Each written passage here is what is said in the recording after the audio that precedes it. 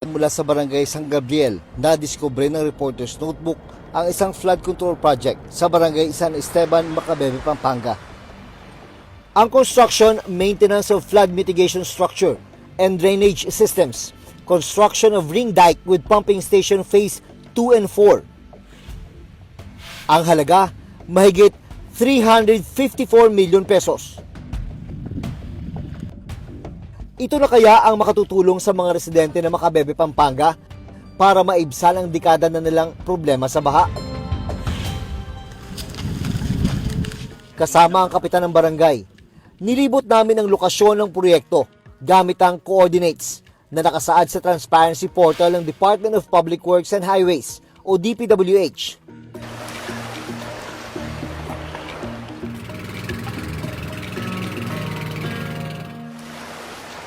Nang matunto namin ang lokasyong itinuro ng coordinates, ito ang naabutan namin.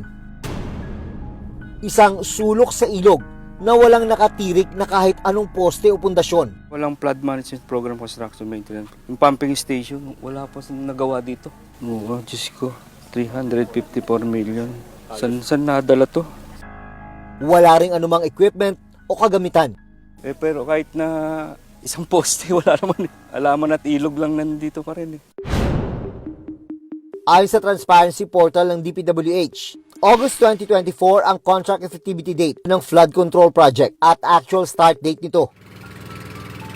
Matapos madiskubre ng Reporter's Notebook ang isang flood control project sa Macabebe, Masantol, Pampanga, nahanap namin ang ilang impormasyon dito sa transparency portal ng DPWH.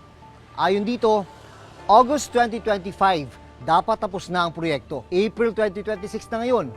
Pero ayon dito, 0.05% pa lang ang accomplishment rate. Ang actual accomplishment date, ito naman ang nakalagay, TBA, o to be announced. O ang ibig sabihin, walang kasiguraduhan ng petsa. Ang source of funds naman, GAA, o General Appropriations Act, o National Budget, na galing sa pondo ng bayan. Sana kung talagang nagawa to, laking tulong sana sa amin sa bahaan ito. Kaya lang, kahit isang poste po, walang nagawa. Yun po yung talagang inaasahan namin dito kasi bumabaha. Kahit ito pong tatayuan natin, bumabaha din po ito. Kung meron talagang pumping station yun, hindi na kami babahahin talaga po. Ayon pa sa kapitan ng barangay San Esteban, wala raw kontraktor o ahensya na lumapit sa kanilang barangay tungkol sa pagpapatayo ng nasabing flood control project. Kahit isang tao lang po na kung kahit first star na to, sir, contractor na to, kahit national DPWH, wala po talagang nakapag-coordinate sa barangay po namin.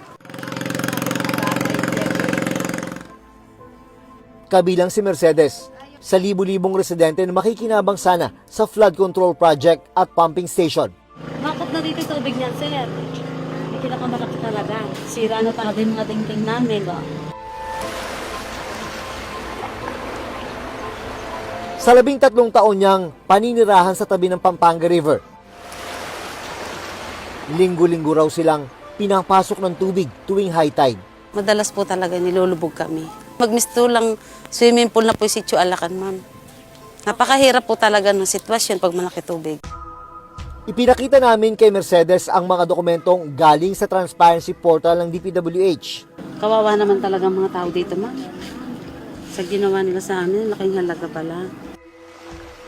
Ngayon lang daw niya nalaman na may itatayo sanang proyekto na nagkakahalaga ng mahigit 350 million pesos. Wala pong nakakaalam sa amin.